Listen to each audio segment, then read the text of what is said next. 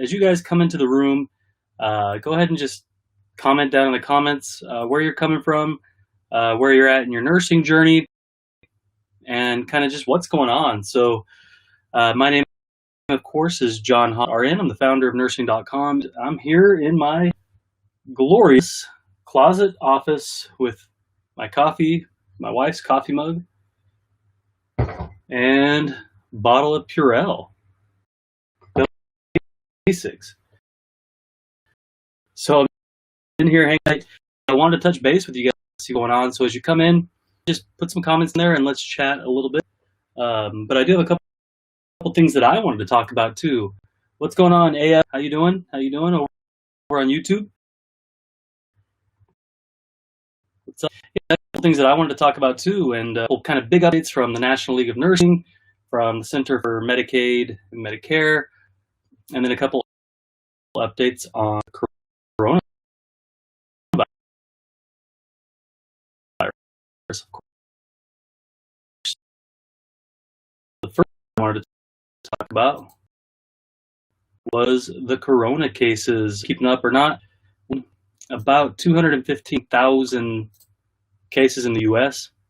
With about 5,000 deaths, and 8,000 have recovered. So that's some good news right there. And let's look at yesterday. So this is a website, worldometers.info. It's been providing pretty up-to-date, accurate information as far as cases go. So if we look at total cases in the U.S., this is yesterday, well, April 1st. So total cases, it looks like New York is still leading the pack. 7,000 new cases in New York yesterday, 3,000 new cases in New Jersey. Texas, where I'm at, we're at 102 new cases. So total cases, New York, New Jersey, California, Michigan, Florida, Massachusetts. I think a concerning element that a lot of people are kind of paying attention to is Louisiana. Louisiana is just on the rise, far more than what their population should be getting. I mean, it's not a huge surprise, you know, to see New York, New Jersey, California's up there, as these are large states. But it's pretty concerning the pace of growth with Louisiana. So got you guys out in our thoughts out there, all the nursing and professionals out there taking care of everybody out there. And then you can rank by total death. So let's go ahead and look at the countries where we're at right now. So we're about to hit 1 million cases worldwide. That'll probably happen before we go to bed tonight. So just devastating, super devastating there. And then with the U.S., of course, now more than double the next country as far as total number of cases. And if we look at yesterday, the rate that we're adding cases here in the U.S. is 3 times the next country. So adding cases at a pace that's just staggering, considering the U.S. is about 2 to 4% of the world population. We are making up about 25% of the coronavirus cases. So that's about all I want to say there. Yeah, let me get my camera back on. So yeah, that's over on World Health Meters. I like that. I think it's a helpful little tool. So that's the first thing I want to talk about was just coronavirus cases. So just kind of updating there. Samantha says she's about to be fighting the good fight in New Orleans. Bless you, Samantha. So glad you're out there. So glad we have excellent nurses out there in Louisiana trying to help out, trying to get things kind of back together. Samantha says she's going to be at the convention center. So are you already out there, Samantha? Are you already out there working and working as a nurse, working as a nursing student? Yeah, and then Cindy Love said, that's the hard thing. These are the numbers are only confirmed cases, and that's absolutely right. I actually just got on the phone with my sister today, and she found out that her wife found out that one of her coworkers tested positive. Now, the only reason the coworker went and got tested was because his wife had some symptoms, got tested, and came back positive. So he was asymptomatic, entirely asymptomatic. But it's like, well, my wife just got tested positive. So he went and got tested, came back positive, completely asymptomatic, showing up to work, all that. And so now my sister's wife, she's now experiencing some tightness of shortness of breath and stuff like that. So today she actually went and got tested. So hoping that those results come back negative and everything. So yeah. Shelly says she's a nurse educator trying to teach baby nurses online. Shelly, bless you. We need incredible nurse educators right now that are flexible. And I think this is a really interesting time. And that's one of the other things I wanted to kind of talk about is this coronavirus has become almost like a great equalizer for all of us. I'm sitting here in my pajamas, sitting in my closet, trying to talk to you guys about what's going on. This isn't fancy. There's no way around it. Nursing students around the world and nurse educators around the world are scrambling to make this work. And so I think it's awesome that you guys are out there doing that. And that actually leads me to the next thing that I wanted to talk about is this update from the NLN. The NLN is the National League for Nursing, and they published an update a couple days ago. And I wanted to kind of show that to you guys. Maybe you've seen it, maybe you haven't, but let's go look over there. Let's turn the screen back on. So this is the National League for Nursing, nln.org. And on the 24th, they released a news release saying nurse leaders call for flexibility and path to graduation to ensure greater numbers of new nurses. And I highlighted a couple things here. So this is a few days ago, about a week ago, they said the National League for Nursing and the National Council for State Boards of Nursing, or NCSBN, call on nursing schools and programs to offer the greatest possible flexibility to students nearing graduation during the time of the COVID-19 crisis. And then they outline that a little bit more. They say, now that clinical sites are canceling or limiting clinical experiences, many nursing students are not able to get the clinical experiences needed to meet the requirements of their program. This is particularly affecting graduating seniors. It is crucial for healthcare facilities to reopen their doors to clinical education. We strongly encourage partnerships between nursing education and nursing practices. They go forward and become much more bold here, right here. They say, please remember that students should not be categorized as visitors to the practice facilities, but rather as healthcare personnel. And so they kind of ended there. So this is from the National League for Nursing and the National Council for State Boards of Nursing, asking for facilities to not classify nursing students as visitors, but to let them come in and do what they can to help. Now, of course, nursing students, they're learning, but they can do some stuff. They can run around, they can help, they can bathe, they can turn, they can do all these things to allow the nurses more time and more ability to care for patients. Yeah. Let's see. Then I wanted to show you guys one other update that came out today, and this is from the CMS, or the Center for Medicare and Medicaid Services. So this is over on cms.gov. Let me share that with you guys, and this goes along the same lines. All right. So the cms.gov released this on the 30th, I guess. So what is that, Monday? I don't even know what day we are. You guys have probably seen the meme floating around. That's like, today's the umpteenth of the blurteenth of the fifth number or month, that we're all getting confused on what days things are and stuff. But the cms.gov, they released this on the 30th. They said additional background, sweeping regulatory changes to help the U.S. healthcare system address COVID-19 patient surge. So they broke it down in a couple things here I highlighted for you guys already. They want to increase hospital capacity, and they're calling this CMS, Center for Medicaid and Medicare Services, make sure I say that right, Hospitals Without Walls.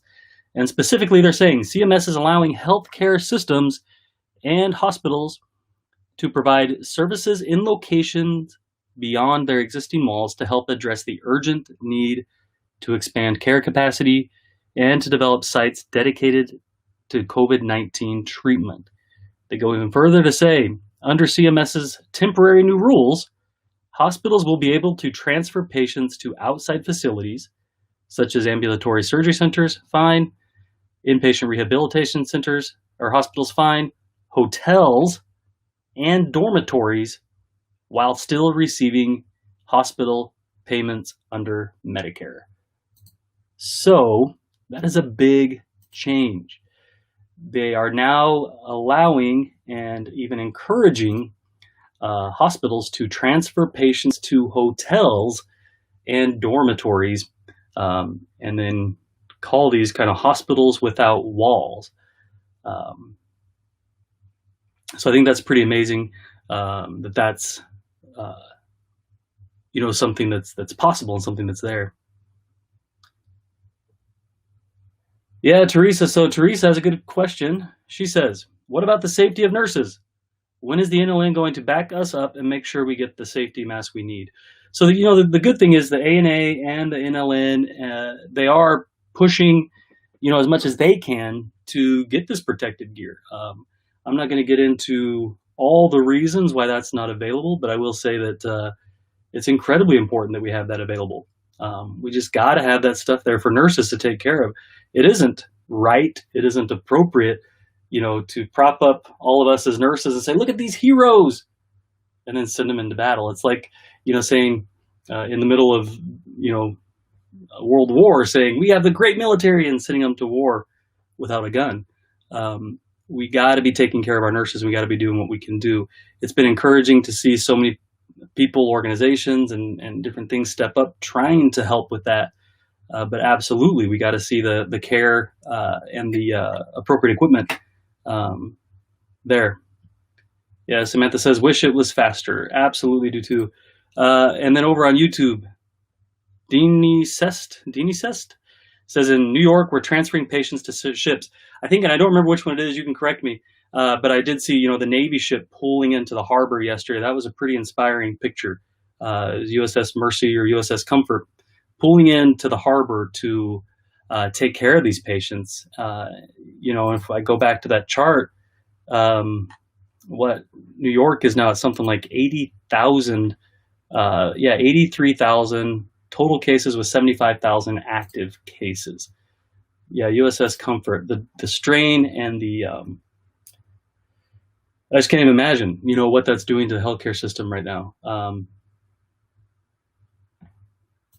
Caitlin, that is something that I obviously and absolutely cannot answer, but absolutely, nurses as, the largest, second or third, I think behind salesmen, we're the largest profession in the United States. And I think it's fun. It feels good to see everyone rallying around nurses and saying nurses are so great. But it is inappropriate that nurses don't have a bigger voice at the table. One physician or one provider generally takes care of, on a good night in an ICU, they'll take care of 10 patients. On a med-surg floor, they'll take care of 20, 30 patients. But a nurse, so that means providers, there's several in there. But nursing staff, run the hospital. And it is important that I think nurses need this voice. We need this voice to be there, not just saying, "Look how great we are and look how compassionate and caring we are." Yeah, we are, pat myself on the back, but there does need to be a bigger voice there. Absolutely. So Mercy, the USS Mercy is in Louisiana right now. Good. I didn't realize that was happening. So that's pretty great. So yeah. Oh, the other thing, the last thing I wanted to really kind of share with you guys is that, this is a it just doesn't feel like there's any right word for it, but this is a challenging time, but challenging time is kind of a weak kind of way to describe what everybody's going through. This is a horrific time. This is a terrifying time. This is a pandemic. And so we keep hearing, that you guys as students or as practicing nurses, you're looking for, different ways to kind of take your mind off things, different ways to kind of keep the motivation, keep the inspiration going, as there's so much up in the air. Will your NCLEX facility be open when the time comes? Do you have enough clinical hours to graduate? Um, are you going to do your class over Zoom or Skype, or how is this all going to work? And so one thing that I did yesterday, I was actually up till 4 a.m. That's where you can see the bags under my eyes. But I whipped up, threw together for you guys this website, happynursing.com. As you guys know, every podcast, every video we do, everything that we do, we always end with happy nursing. That's been a big core focus for us ever since the very beginning, is happy nursing, because I think that's the strongest way for us to say, yeah, there is all this shit we got to go through, but we want to stay happy. We're all in this fight together. We're all doing this together. So I went to this site, and just really what I did is I brought in a lot of our kind of most motivational content. It's a place for you to take your mind off the fears and stress. So we compiled some of our top motivational videos, podcast, blog posts for you guys to enjoy, just to kind of get your mind off of it. So I tried to set it up as much kind of just like a media site as possible. You can scroll through here, watch some of our top videos, some of my story, Be That Nurse, some motivational stuff. And then as you go down, I pulled in, 6 of our most motivational or inspirational podcasts. A lot of it talking about my journey or talking about other nurses' journeys and kind of how to keep that. And then pulled in some of our top motivational social posts. There's no login here. There's no account required. There's nothing to purchase here. There's nothing to buy here. This is just a chance for you guys to come here and spend a little bit of time on here. So I launched it at 4 a.m. this morning. I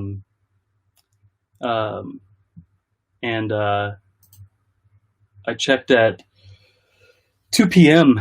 today, and so the site had already had about 380 hours of people looking at content. And so I'm glad that it's been able to get out there and help people, maybe give you a little bit of motivation, but that's just happynursing.com.